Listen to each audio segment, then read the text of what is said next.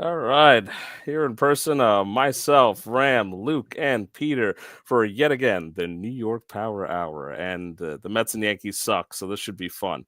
The Mets pulled one off.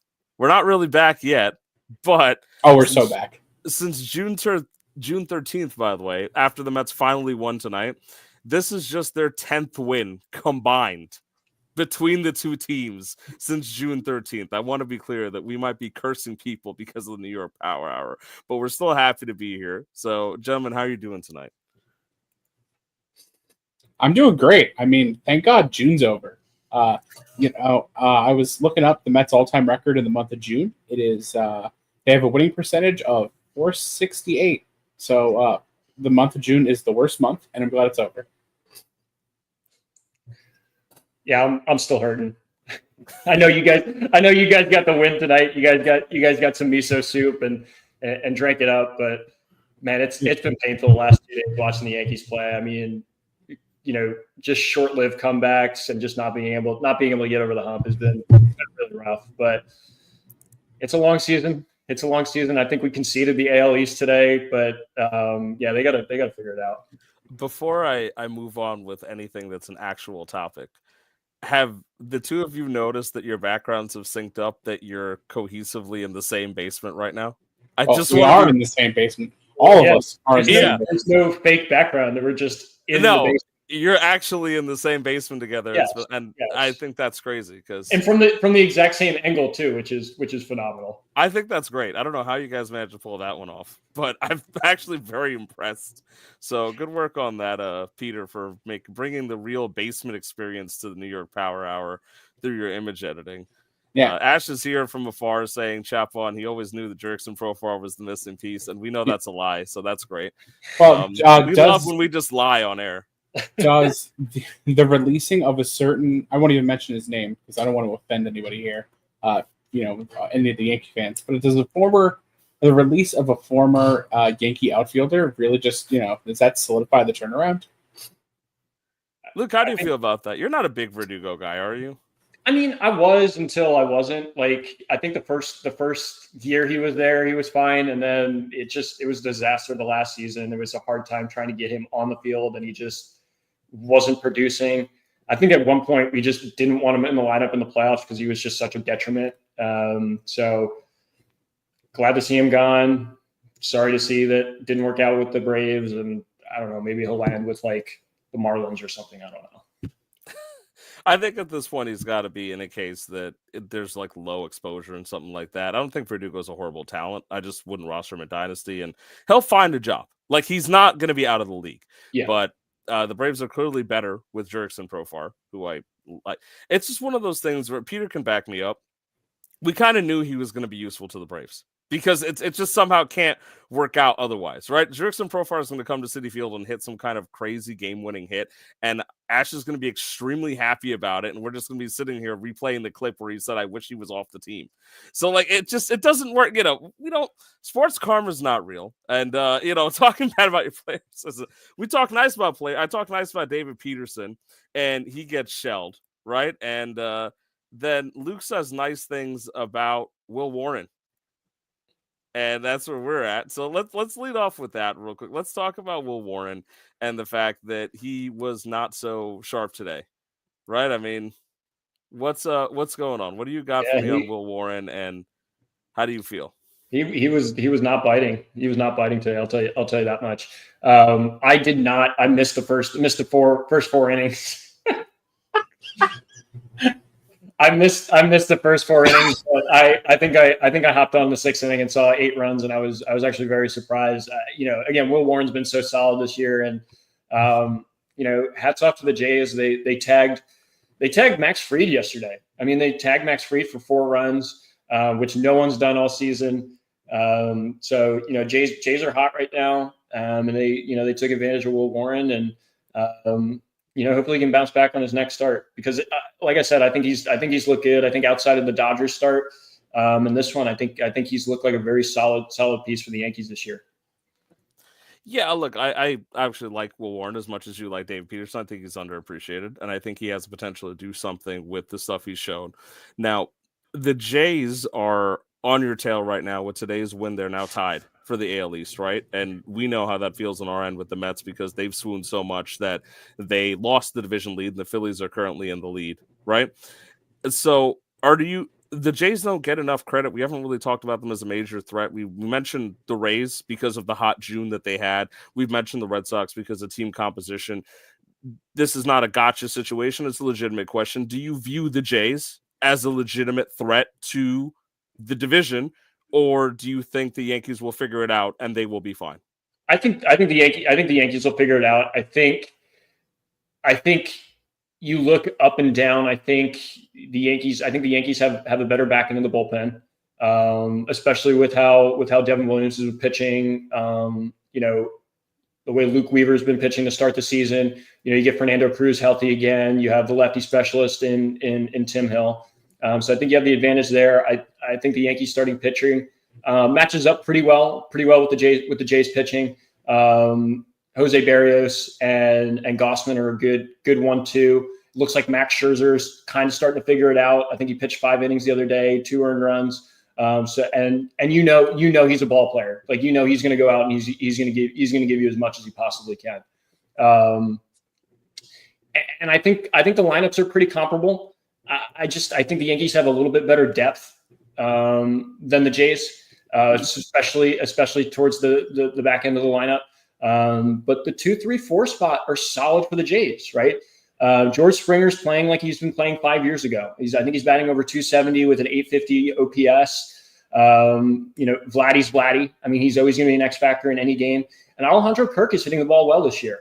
I think he's batting over 300, and really, he's really spraying the ball around the field. So, their 2, 3, 4 is solid.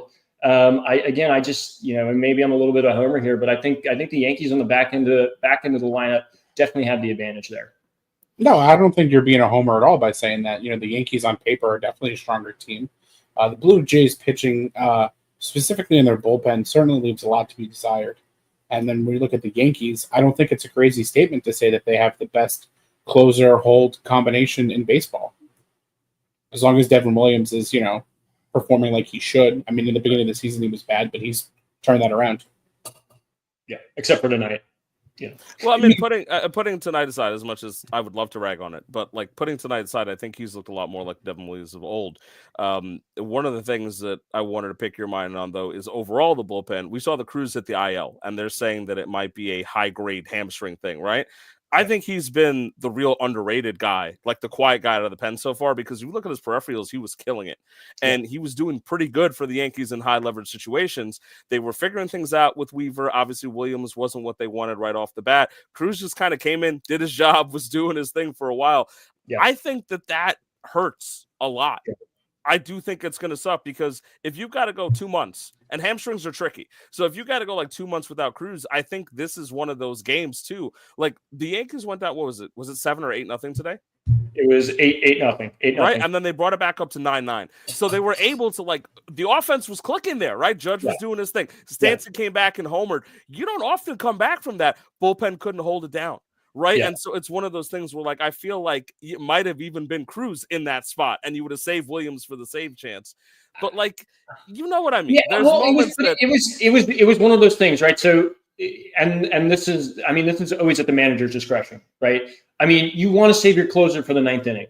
But in the 8th inning, when you have 2, 3, 4 coming up, I'm gonna go to Devin Williams in the 8th, and then I'm maybe go to my setup guy or maybe my 7th inning guy in the 9th inning and let him take care of the back end of the lineup. So I can't fault Boone for doing that. I think even the scenario, maybe 50-50, it would be Cruz versus Williams. But in that scenario too, even if you had Cruz, I think Williams still is your choice to go up against Springer, Vlad, and Kirk.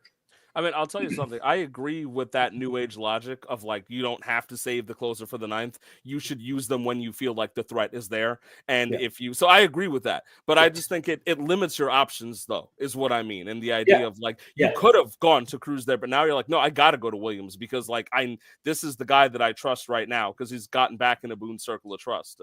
And so it's tough because, I mean, and again, this is not to rag on you. It's just the idea of like you come back from a deficit like that, you think you could win that game, and then now they're tied with it. It sucks, right? After like Stanton, huge home run, big inning, Judge ties it up, momentum seems like it's on your shoulders. Yeah. So it's kind of indicative of the whole month. It's been the last 2 games. It's been the last 2 games, right? I think they were down the day Tuesday on Canada Day, and I think they tied it up. I think they tied it up 4-4, and then conceded the lead the next inning, right? The bullpen just couldn't keep it together. And you mentioned Cruz going out, and there's one name that just kind of sticks out to me. Is Jonathan Loaisiga, right? 2 years ago, I mean, Loaisiga was regarded as this guy could be the closer for the New York Yankees at some point. He definitely had the stuff, he had the velocity, and he got hurt. And he's just constant injuries that always just kept him off the field. I don't know if he's going to fill the role of Cruz, and he definitely hasn't pitched to the level to fill the role of Cruz, but he has to. He has to at this point. I mean, if Cruz is out, Loaisiga has to step up, and he's got to be that 7th or 8th inning guy. Yeah, I think you're 100% right. That you've got to have that because it's not just like a random reliever. Cruz had become a trusted late inning reliever. And I've complained about the Mets bullpen problems a lot. I mean, we saw some of that today, Peter. Reed Garrett looks like he's lost again. Reed Garrett has forgotten how to pitch, and he was a lockdown guy for us and a very reliable guy. Brazovan came out and threw a scoreless inning, which was nice, but he was getting his tits lit for a little while going up into this game.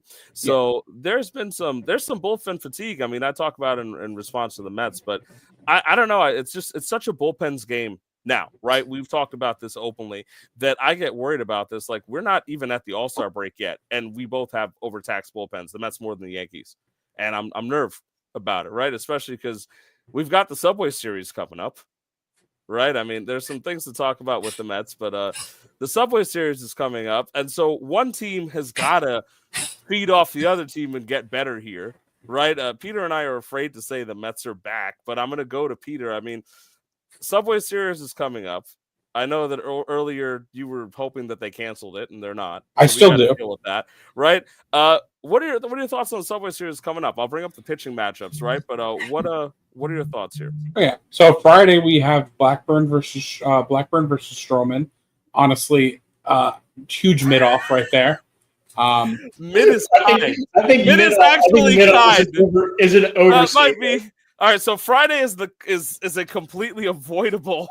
You said Blackburn versus Stroman. I want to be clear. So you started, you're like, okay, Blackburn's pitching. I'm like, okay, maybe we have a chance. And then you say Stroman, I'm like, oh, we're fucked. So Saturday we have, it's rough. It's really it's the immovable object versus the unstoppable force there for Friday.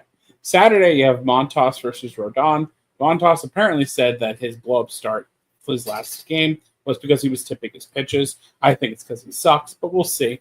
And then Sunday, real ace-off, real genuine ace-off. I'm really excited about this. For the Mets, we have to be determined, and for the Yankees, we have Max Fried. So we're fucked no matter how that one goes.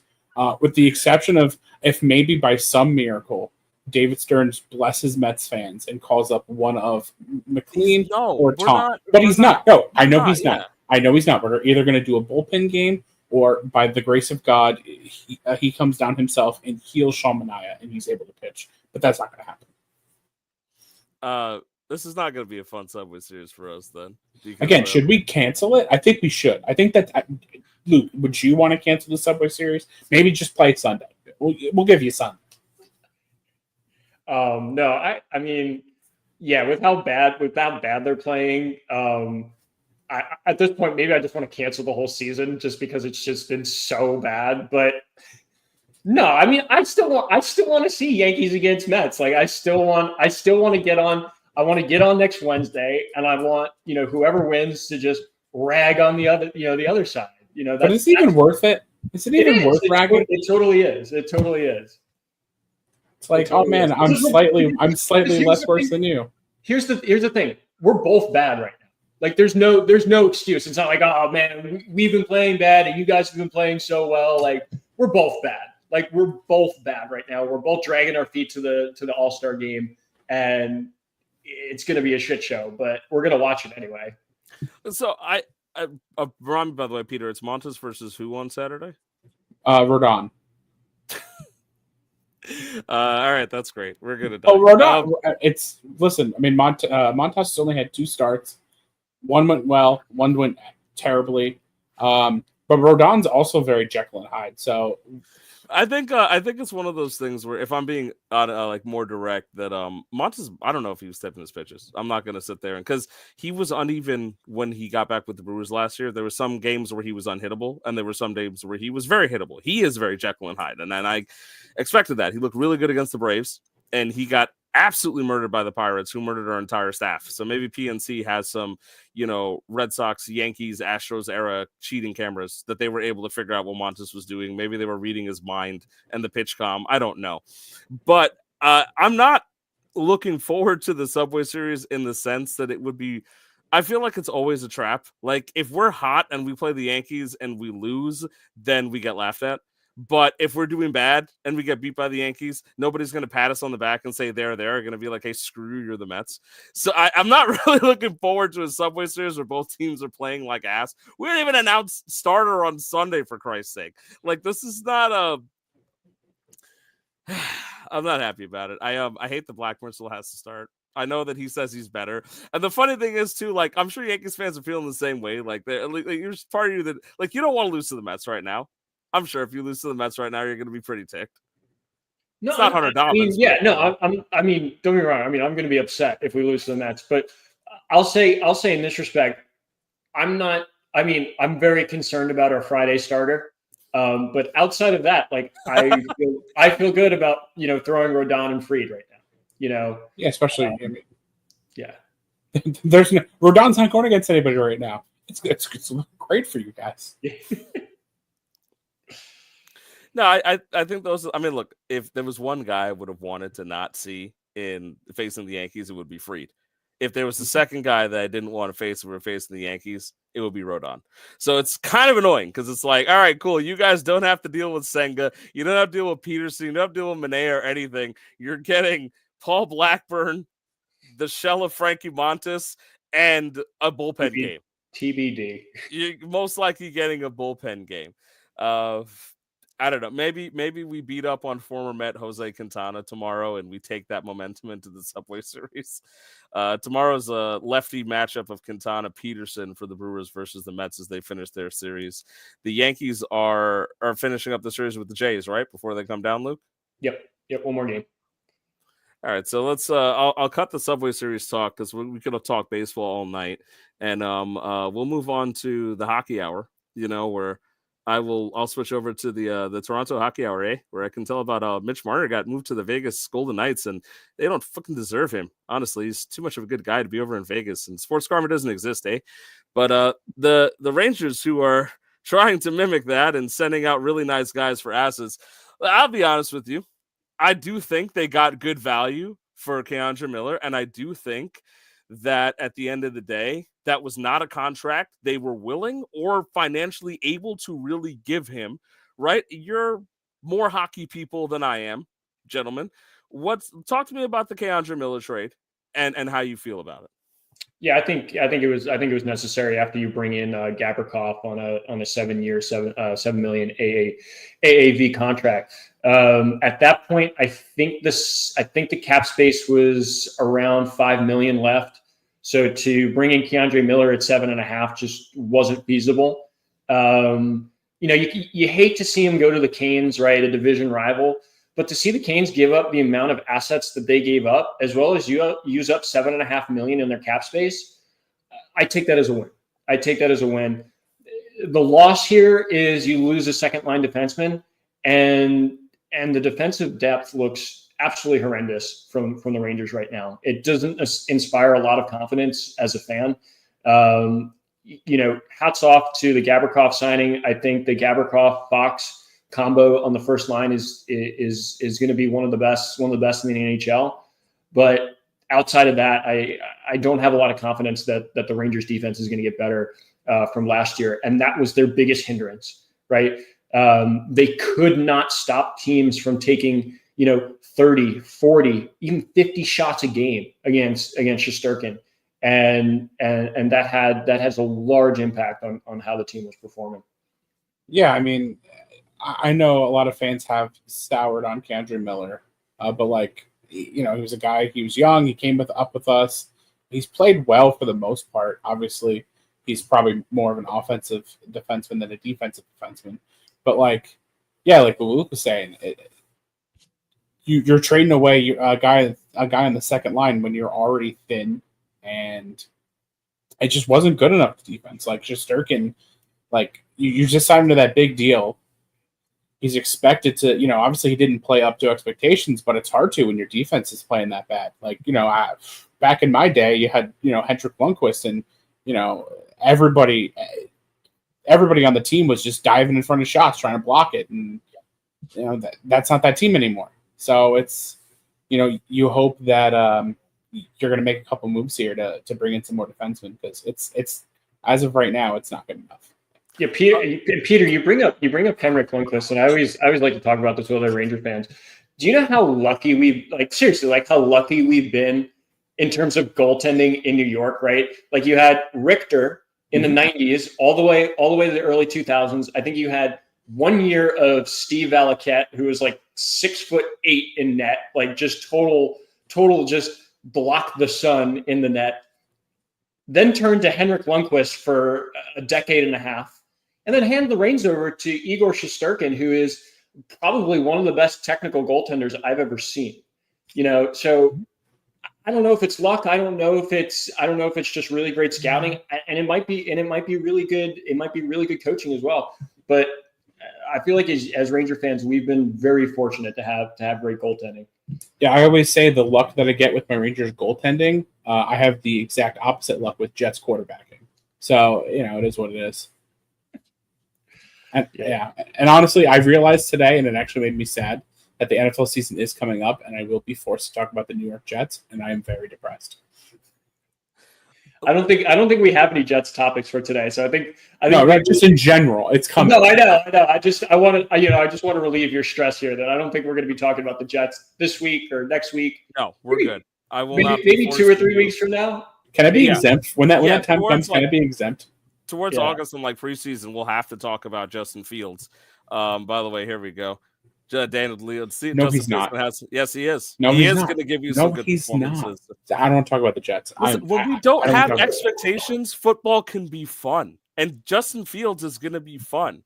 No, he's not. You need to get on the bandwagon now. No, I don't want you to pull an Ash. I don't want you to pull an Ash where we're in game one, dude, and Fields has like an 85-yard rushing touchdown, and you're like, I always knew Justin Fields was going to be. Is he a running back or a quarterback? I don't care that he rushes.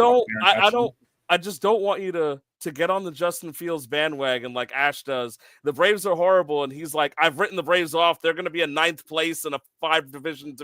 Like, he's gone with them. And then they win 2 games against the Mets, and he's like, the Braves. And then, like, they face other teams that aren't the Mets, and he's like, I hate them again. Like, we can do better than that. Ash isn't even here listening to me, so when he comes back, he's be really pissed. You're not even giving him a chance to defend himself, and you're totally just ripping him, right now. Stevie is also the best. The gift that gives on giving. Of what I wanted to ask you real quick, by the way, for clarification, what are the conditions for the picks? Did you know? Yeah, so I think the conditional first round is it's top 10 protected. And then we get the better of the either Dallas or Carolina pick in 2026. I don't know if there's actually a condition to the second round pick. I'm not sure if that's true.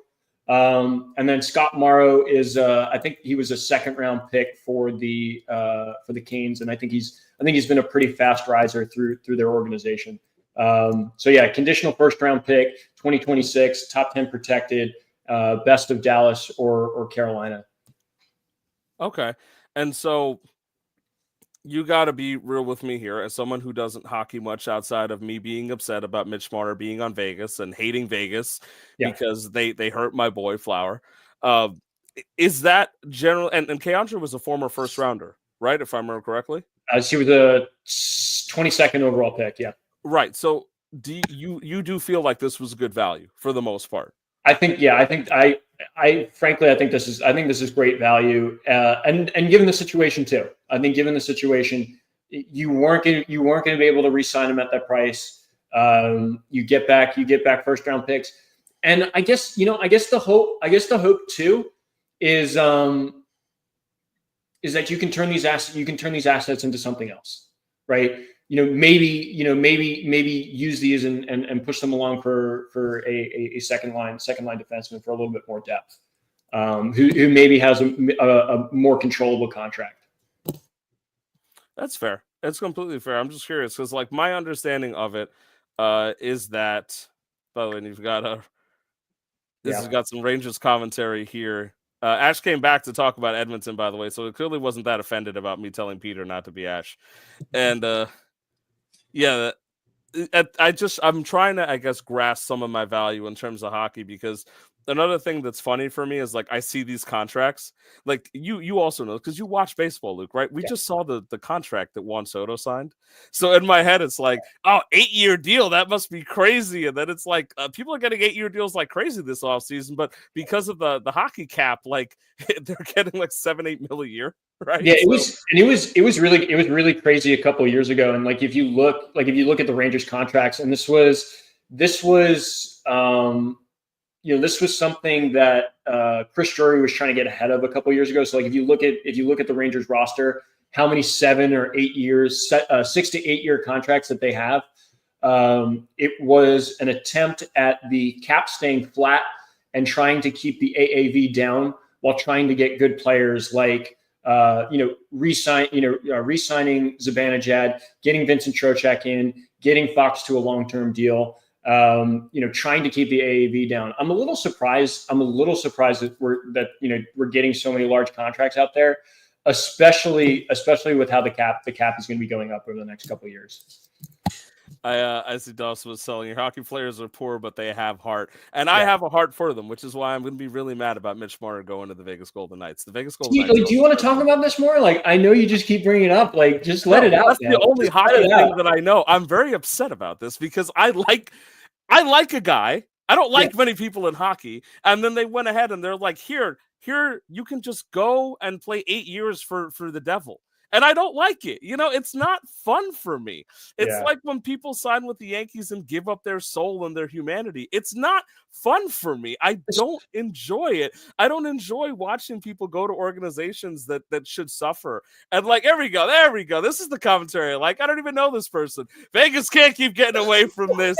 They should be sanctioned. This is the attitude I need from the random commentary on YouTube. This is what I want. I need you to support me too, Luke. I know that you like Vegas. I know that you like them, but they don't deserve you to like them, Luke. Let me ask you this.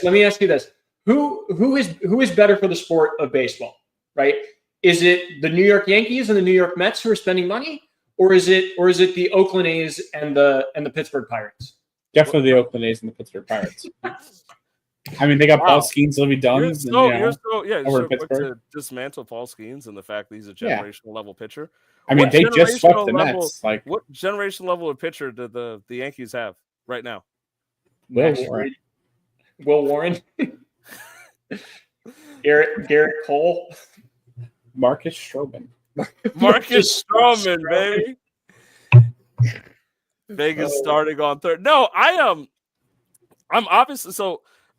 What's fun for me, by the way, just wait till Mark Stone goes on the long term. Yeah, so like Grant, you're casual. You would consider yourself a casual. Yeah, I am a casual hockey fan. So like what Kyle talks about here is something that Vegas and Tampa does almost every year over the last couple of years, right? And Peter's shaking his head. It's like you get these guys and they're hurt, and we're gonna put them on long-term IR. I know. And then we'll take them off the cap. And then we can bring them back in the playoffs, and the cap doesn't exist anymore. Right? Ram, to put it in baseball terms, it's what Billy Epler got fired for. I know. I was going to say, I know exactly what this is because we got the whole, like, the phantom thing where it's like, well, his arm hurts. We're going to put him on the IL because his arm hurts. We can't option him. So he just had arm fatigue. Or head, foot, and mouth. I mean, head, foot, and mouth is it's worse in the NHL. It's worse in the NHL because they don't have to specify it, right? Like if you go out, it's just he has a lower body injury. Yeah, no, so remember I told you the story off air about like hockey fantasy. Yeah. Dude, navigating the injuries in hockey was annoying the crap out of me because it was like Mark has an upper body injury. He'll be gone for like 2 months. And I'm like, what the fuck happened? What There's is no it? upper Like, body I'm missing? like, Like, my what upper body happened, hurts. bro? I gotta go to work in the morning. What the hell is this? It was like when Graham, you should be used to this though. This is the exact same way that the Mets described Jet Lowry's tenure with the Mets. Oh, what's going on with Jet Jet Lowry? Lowry's Oh, not his left real. side. His Jet left Lowry side's was hurt. the tax write-off, right? And so, and this is where Doss was fake injury. So I hate the fact, by the way, this is the New York Power. I'm talking about Toronto hockey, and this is getting the most comments we've gotten. Like I hate all of this. That you're putting me in a situation where I have to talk about the thing I know the least, and it's about Toronto hockey, which I like. And then it's just the best part. Have you guys ever seen that SNL clip of Chance the Rapper? Yes, he said, that's me. That's Ram. That's Ram. That's me all the time. Let's do that hockey. If you want to find me like talking about hockey, that's literally that Chance the Rapper clip where he's like, as they say in hockey, let's do that hockey. That's me. I get it. I love that clip because I felt so seen where it's like you took the normal sports guy and you're like, oh, hey, by the way, why don't you cover hockey? And I'm like, listen, I like Mitch Marner. Now he's with the devil. And I'm not okay with that. This is not like they don't deserve him, eh? Look, and here's my other Canadian friend, and we like to talk about Toronto baseball. Toronto deserves good people, eh? They have Vladimir Guerrero Jr. He made his 5th All-Star team. He's the only guy with his dad to make 5 All-Star teams, father and son to make 5 each. Toronto's good. I like them. They should have got Ohtani. They should have kept Marner. I don't like it. It's also when it's going to Vegas, man. That's the thing. Because like I am not casual hockey fan. Me gets to be emotional. And I think that's fun because with baseball and with basketball and with a lot of other sports that I know really, really well, it kind of forces me to be analytical. So when people come with like emotional opinions, I have to be the one to be like, no, like early in the year, I have to be the guy that's like, Juan Soto doesn't suck. His metrics are fine. He will be fine. He's up to 19. Like you don't have to panic about Juan Soto, right? So I have to be that guy in other sports. So with hockey, I get to be an emotional person where I'm like, you know what? Screw the Golden Knights for screwing Marc-Andre Fleury. Like, screw them for screwing Flower. I'm never going to like the Vegas Golden Knights. They've had it too good for too long. How do you care about him, though? He's a Pittsburgh guy. Fleury, I feel like, is one of the classiest dudes that is. He's a good dude. He's a good dude, but he's but like, there are some dudes that, like, look, I say nice things about Freddie Freeman, even though he has only killed the Mets. Right, and so like there are some. Freddie Freeman is the exception to the rule, I think. No, but see, that's what I mean. Shouldn't Flower get that same exception in hockey? In my opinion. No, because he's a Pittsburgh Penguin. The Pittsburgh Penguins have caused me too much pain in my life. So no. But I think he redeemed himself in Vegas. But yeah, no, when he was on the Penguins, did not like. Casual hockey fans should revel in Toronto hockey misery. Dude, I'm sitting here like I watch Steve Dangle and I understand this guy. I'm like, I get your feelings, dude. I love Steve Dangle and I love what they're doing over there. And so it's hard because I got attached to Marner. You know, I got that rap song, Hit Him With the 4 like Austin Matthews on my playlist, baby. Like I like the Leafs. And so it just hurts me to see the boys broken up because I got emotionally attached to them. And I can be emotional in hockey because it's not a sport that I am, you know, it's still, I'm a little scared because if I get more into it, it's going to be a problem because then I'm going to be learning like plus minus and like stats in hockey and people are going to say things like, oh yeah, like, you know what a hit is. I'm like, yeah, because fantasy and stuff, but like, I play fantasy hockey. I'll join your fantasy hockey stuff. Anyway, bringing it back to more hockey. What do you think of the Isles and Rangers drafts? Do you guys have commentary on that? Because I'm Chance the Rapper here. I don't hockey. So what do we? Well, much like Knicks fans feel about Brooklyn, that's what I feel like Rangers fans feel about the Islanders. So like, who cares? Who cares what the Islanders did? And the Rangers traded out, right? If I remember correctly. The Islanders are still an NHL team, or are they doing like the AHL draft? Did they have like the first pick or something? They did. They drafted some guy. Nah. They drafted a guy. I'm assuming this was a weak draft, though, from what you told me. It was. It was a weak draft. I know. We talked about it last week. The Rangers gave up their first round pick this past year, this draft. Yeah. For the JT Miller trade. I think that was the smart move. It wasn't a very strong draft. I couldn't even tell you who we got in the second round. And again, with hockey, it's so rare that you see guys in the second round, even late first round, make their way up to the NHL and make an impact. So I don't know, maybe you found a diamond in the rough later on, but I'm not paying much attention after the first round. No, that's fair. I don't want to learn Corsi ratings because I will, and that's the problem. I will learn this stuff, and I'll end up being like, I will end up going full hog into loving the Maple Leafs, and it's going to suck because, like the Knicks, and this is where I can transition into the Knicks, I get really attached to them, and then they do things to hurt me, and so. Unless you guys have anything more to say about hockey and to force me to talk about hockey things. Oh no, the cool thing about hockey and my team specifically, the New York Rangers, is if say someone who works for the Rangers needed to ship something over to the Knicks, they wouldn't even have to use UPS. So the question, what could Brown do for you, wouldn't even apply. So with that in mind, Ram, what can Mike Brown do for us Knicks fans? Nothing, absolutely nothing. I hope we get the UPS sponsorship for that. I really hope we do, because I know that you were going to go there, and that was all we needed. Wait, hold on. Before we go, do you think Mike Brown was the optimum choice for the Knicks, or? All right, that one was good. I'm going to give you that. I like that. Actually, so James Dolan had to approve the hire. So Yes. It was the optimum choice. Is this going to be a ballyhoo of a signing? No. I should have known. That they were going to take Mike Brown. If y'all don't have, do you have any more? Is there anything more that I need to be? Do you want me to actually into this, or I got one more. My worry is that with Mike Brown, it won't be a straight shot to the finals. Pretty good. Anything else? Do we have I'm out. Yeah, we're good. I'm good. Okay, I'm good.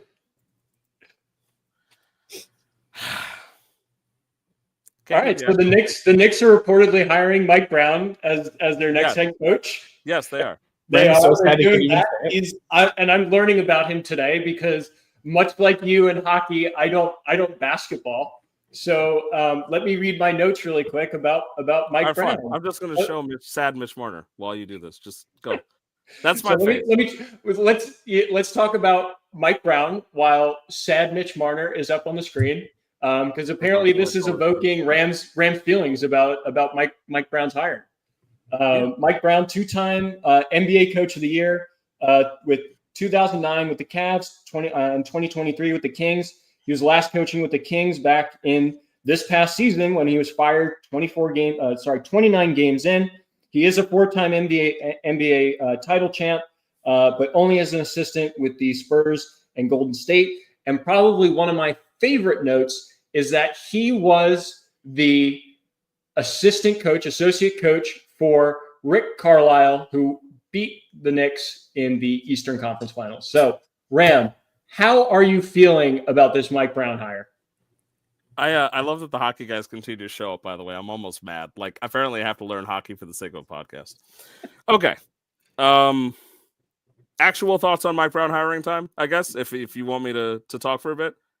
Take it away. So I love that Ty keeps making fun of the way that I say hockey, by the way. Hockey. I'm okay with that. It's fine. I'm from Queens. Okay. First thoughts. I do feel like when they fired Tom Thibodeau that they were supposed to have a vision for what their coach was going to be. And it felt like they didn't actually have a vision. They had just committed in their minds that they were going to fire Tom no matter what happened. And at the end of the day, he got further than they thought. So it looked worse than they did, like it did when they fired him. But they went into that season thinking, okay, we're going to fire Tom Thibodeau no matter what, unless he wins a chip by some miracle. So the fact that they turned around and that they fired him to just go on a search that looked a little bit frustrating at times. I know they were doing due diligence in some places. I don't blame them, but it frustrates me a little bit because of the fact that you went from Tom Thibodeau to Mike Brown, and that could be a lateral move. And if it's not I had the kind of like dream and the push that they might go with a younger guy, a lesser experienced guy, but someone they could mold into their vision because that's what they thought they were going to do. Now, granted, they see this as a championship window that needs to be done right now, and I respect that. So I guess that if it was between him and there was some talk about James Borrego. I'm not sure if I'm pronouncing his name right, but he was a former assistant with the Spurs and he's with the Hornets, I think, right now. He was a guy that I liked James Borrego a lot, and I kind of wanted him to get a shot to be. I think he might be with the Pelicans now. He coached as a head coach with the Hornets. He's an assistant with the Pels, but he was a guy from the Spurs organization who I really respect because the Spurs have just been so good organizationally with Greg Popovich for so long that I just believe in that ability of somebody to take over from there. That being said, maybe Mike Brown comes with James Borrego, and that would be really great. I'd actually really love that if the two of them came together. Borrego is a hired assistant under contract, however, so I'm looking at it right now with the idea that it's just Mike Brown. So I have to talk about just Mike Brown and figure if it's not a lateral move, what were the Knicks thinking? And so part of that for me, and this is me going into knowing basketball versus not knowing hockey. This is where the stuff where I have to try to understand this shit comes in. Mike Brown traditionally runs, and he ran it with the Kings, what you would call like a Princeton offense. And the Princeton offense was good for a few things. If you're not used to the Princeton offense, you might hear certain like basketball terms like Phil Jackson ran the triangle offense, right? And people talked about a lot. Mike D'Antoni had his type of offense, right? And Ash mentioning the creator, yeah. So the basically progenitor of like the Princeton offense. And so there's certain things about the Princeton offense that everybody in a Princeton offense needs to be able to pass, shoot, run defense at an above average level. But it's meant to kind of create a positionless offense.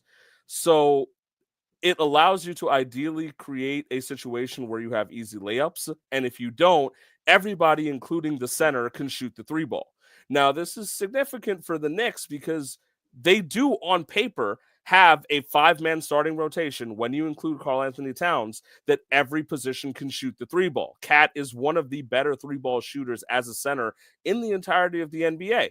And there has been talk about too much isolation offense for Jalen Brunson, where he'd run the ball up and they would just kind of be stuck in ISO. They didn't have offensive rhythm. They didn't look like they had a plan. They weren't utilizing the guys that they could use. They weren't utilizing the athleticism of Bridges or Hart to make cuts and get layups, and they were forced to shoot threes. And this is getting a little technical, and I'll break it down a little further on another day. But the idea here is that you have a guy if Josh Hart's afraid to shoot threes, then he'll cut and do layups and he'll score. If McCall needs some open threes, OG needs some open threes, the Princeton offense will start creating these things for them.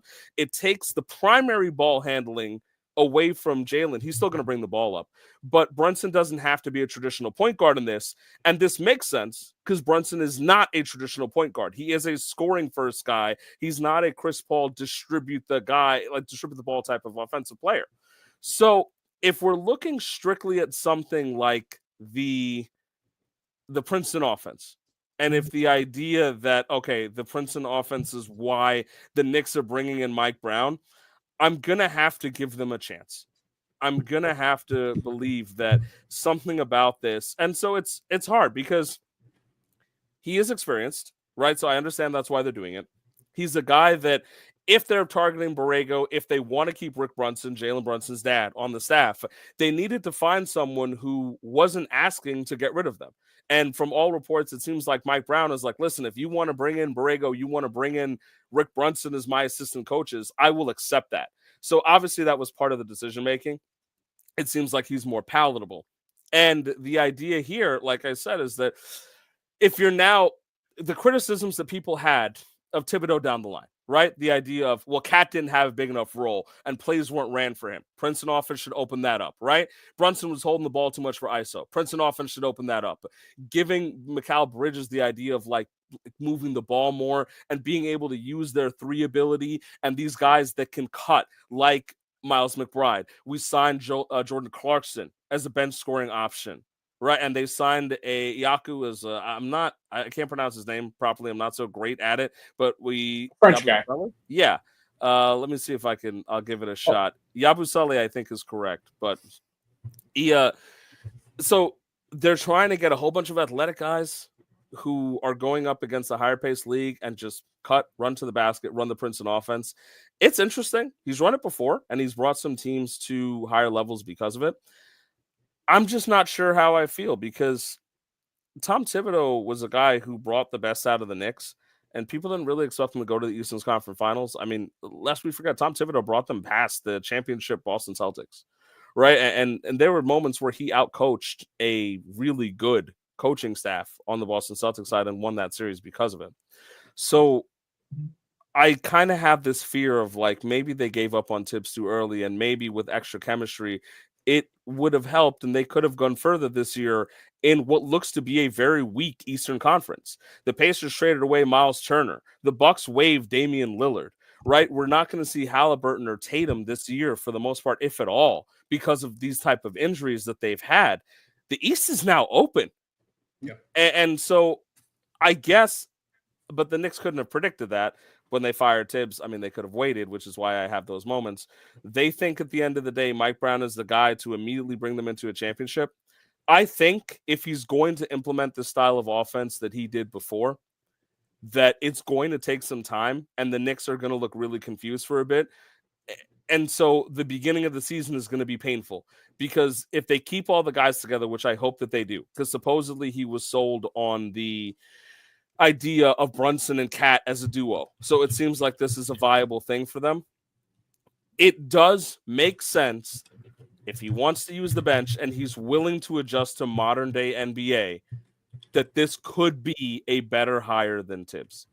But I am not really sure yet because the trend, as I've mentioned before on here, is that Tibbs is one of those things where every team that fires him, at the end of the day, the team next year underperforms. Like every time that a team has fired Tibbs, the next year they've done worse. And so this is the one year that we didn't need to be worse because it's the year the East is open. So I'm a little nerved when it comes to this, and I don't know exactly how I feel yet.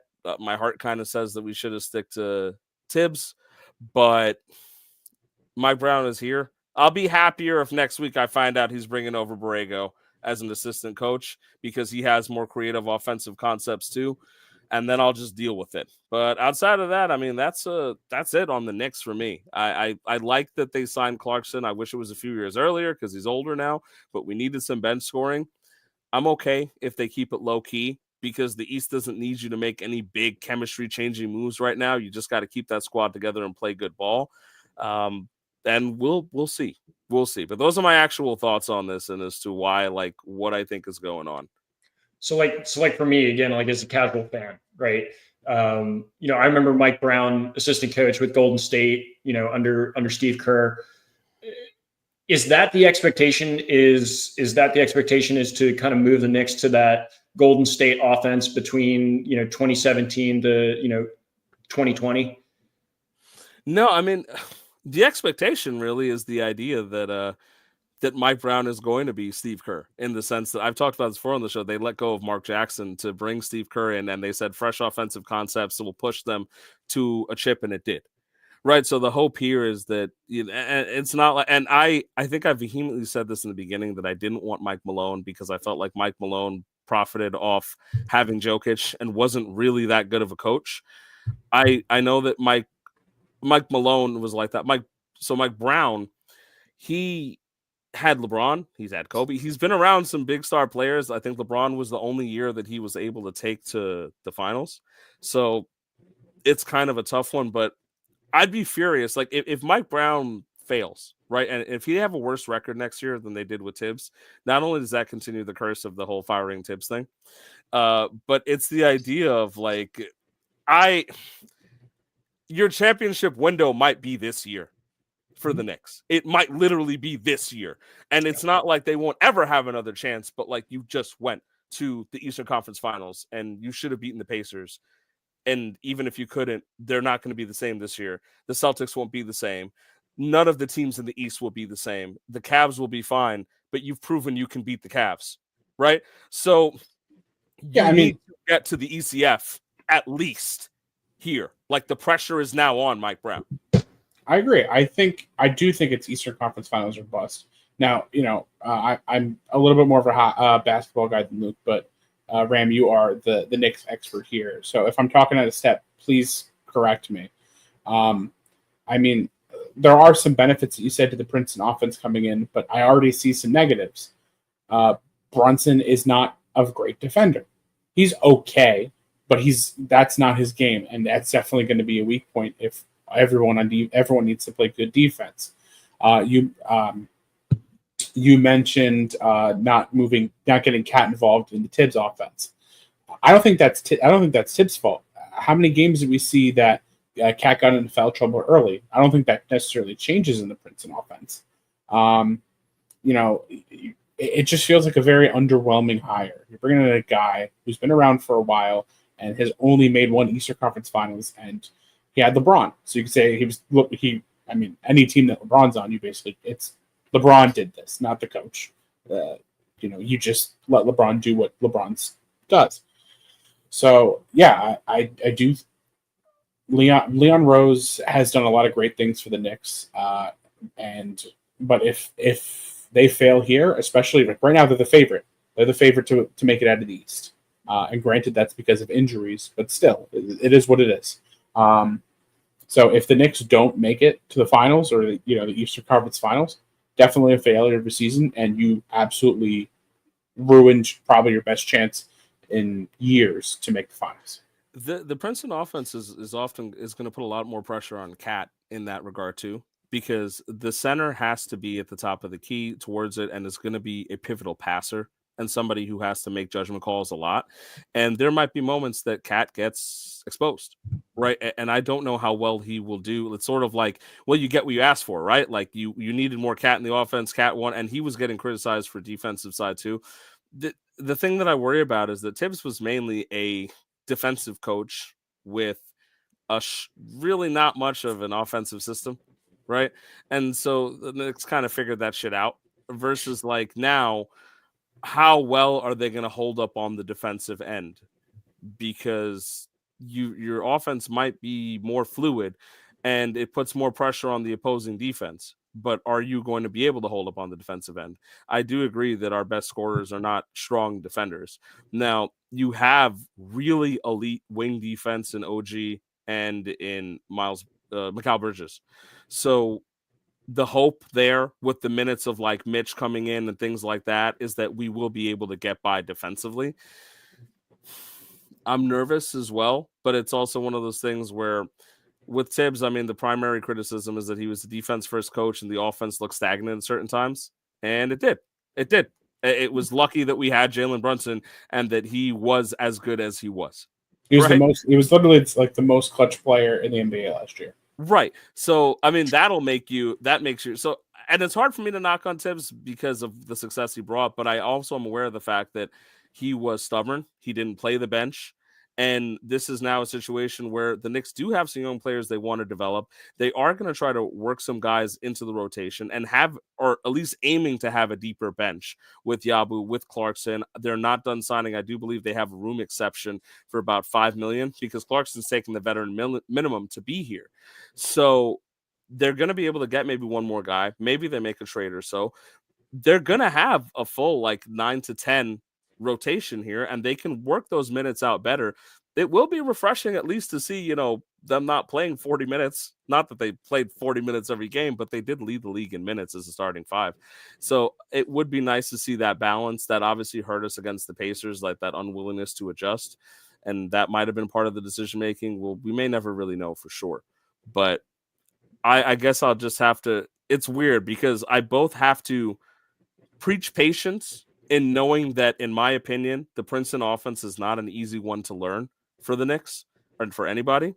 But at the same time, the pressure's on. Like this needs to be a team that is a sincere playoff contender. So you might have about half a season to figure out a very complicated system and kind of figure out new shifts and new positioning. We will see. I'm hoping it's not a lateral move. I'm really hoping it's not a bad move where we underperform what we did with Tibbs.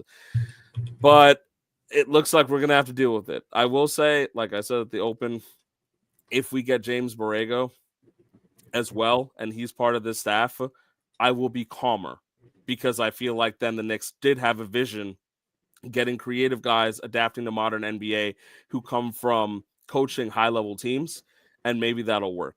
So maybe I will breathe about it. I'm not going to sit here and go on a limb. I know that it's customary to give super reactionary takes and be like, this is the worst thing that's ever happened to the Knicks, right? But it really isn't. It's just, it could be bad and it could be good. And I know that that's not the fun thing to hear, but we're going to have to talk about it. So we'll see what happens, but I'll be mum about the Knicks until some preseason stuff and if they make another signing. So we'll see from there. Yeah, I mean, I don't know. It just kind of feels underwhelming in general. I know. Very disappointing. It's funny because if you look up stuff like the Princeton offense, they might tell you like, oh yeah, you need high basketball IQ, and then I sit there and I'm like, oh no, oh absolutely no, this is not good. I don't want any system that requires my players to think. This is not good. But I'll get over it. I'll see how I feel going forward. Are you insinuating that Villanova people are dumb? Because I totally agree with that. I am not insinuating that at all, but I appreciate the veiled shot in there. Easy there, Seton Hall. Easy. As is customary on our show. And I don't want to go back to hockey, even though it gave us some commentary, but I do want to bring up something that is fun for, I guess, both the Mets and the Yankees, so I'll be nice about it. And that is the fact that the All-Star lineups were announced. And you can see here that as I switch over to... No, that's just not Mike there. Brown. That's just Mike Brown. That's an interesting looking lineup. That's just Mike Brown. So the American League All-Stars were announced here, and I got laughed at on one of the shows for mentioning that Javi Baez was going to be an All-Star, and I was very sure it was going to happen. And here you can see Javi Baez as an All-Star. Also joining him is Tiger, Riley Green, and former Yankee Gleyber Torres. Yeah. Right, and MVP leaders in Aaron Judge, Cal Raleigh, and perhaps Rookie of the Year leader in Jacob Wilson. Right, Luke, you're on the AL side. What thoughts do you have on this? You know me. I think there's a name missing on this list, but we won't get into that. Ryan O'Hearn is only there by default because Rafi Devers got moved to the NL, which really should be Ben Rice there. But again, we'll kind of eat that. Jacob Wilson, more than deserving at shortstop. I mean, we've talked so much about him on the Thursday night show, on the general baseball show. Great numbers and just kind of totally defeating the generic, average, the high average hitter. A lot of movement in his swing. Just swings at every pitch and doesn't strike out. So he's got great bat to ball skills. Jose Ramirez is a perennial all-star. No questions there. And like you said, Javi Baez is probably the biggest surprise I've seen. If you told me before the season that Javi Baez was going to be an all-star, I wouldn't believe you. You. I don't think it's that much of a surprise as people say. And he's been playing okay, but the reason why is because he has obviously the vote from the Tigers fans, but for the NL, the Cubs fans are all voting for him too. So he has two fan bases behind him. True, and Mets fans love him too. So no, well, speaking no, we of don't. As we traded for Javi Baez, the guy that we traded for Javi Baez, Pete Crow Armstrong, is now a National League All-Star starter on the other side. The only thing that I really want to talk about here that makes me happy, admittedly, is the fact that Francisco Lindor is finally getting an All-Star nod as a New York Met, and as a guy that's better than Derek Jeter.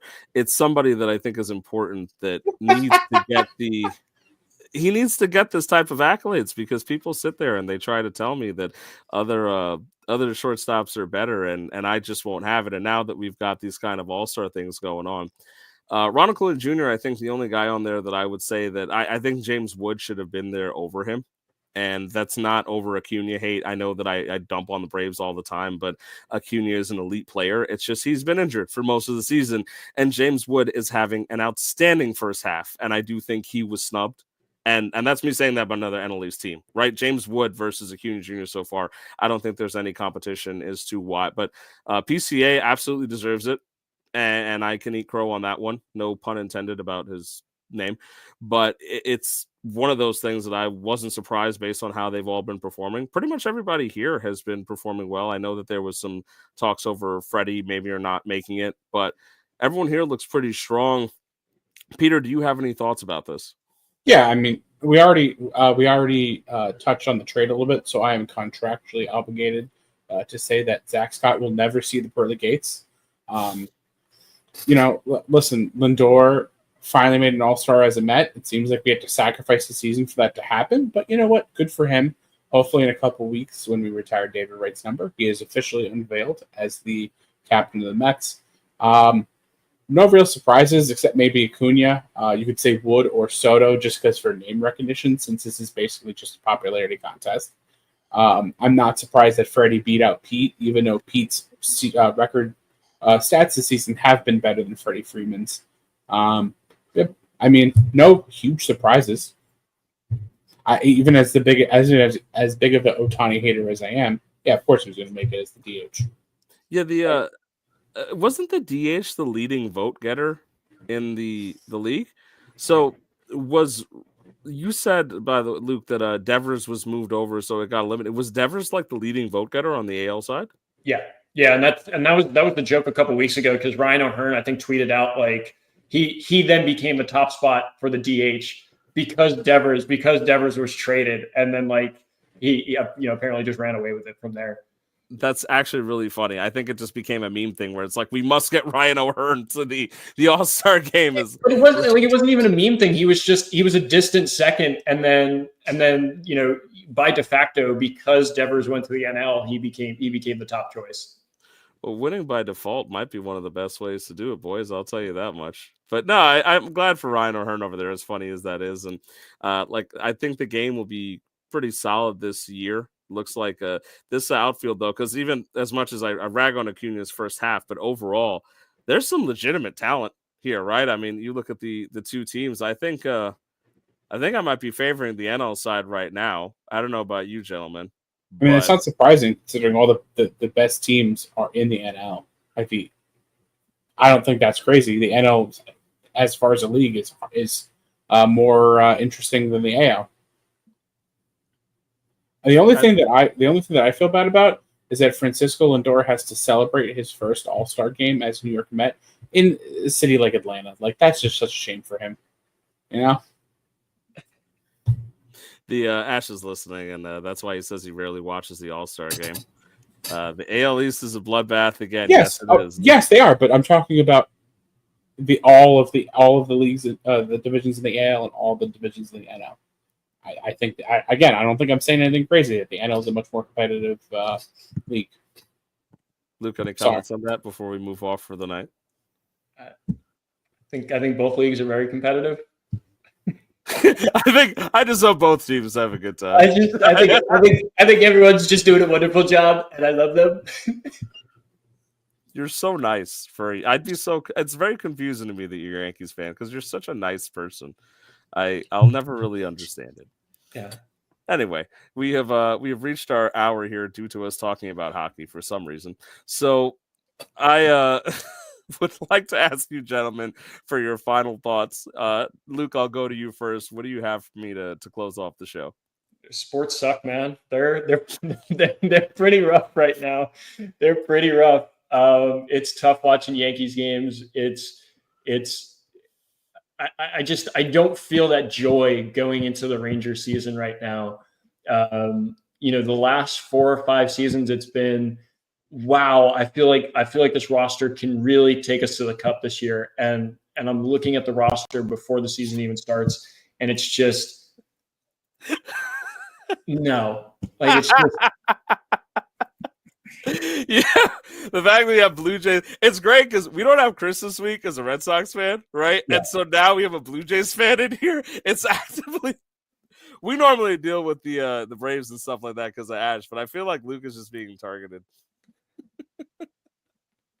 Yeah. Yeah, and it's fine. I'm just always the target, and I'm cool with that. I can take it. God. But I'm sorry to cut you off about the Rangers. You were saying that you don't feel as excited about going into the season right now. No, just not that level of excitement right now. And we'll see. Maybe they'll surprise. Maybe they find some chemistry in that third line. I mean, the fourth line is going to be hitters, but I just don't see the depth. I just don't see the depth that they can pull it out this year. Peter, before Ty tries to eviscerate Luke before the end of the show, what do you have to share with us for our last thought of the evening? Well, I do like that. I think one of the nicest people in our Discord, Ty, is just absolutely giving it to Luke. I think it's a beautiful thing to see.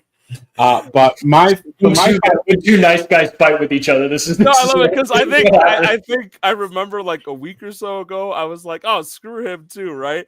And Luke was like, no, Ty's like the nicest person in the world, and Ty took that to heart. Like, you know what, Luke? Respectfully, Yankees can't play defense, eh? First the Dodgers, now Ty. When will it end? Yeah, no, I just remember the fifth inning yesterday. I think the Jays made 2 errors in 1 inning and let up 2 runs, but I might have misremembered that.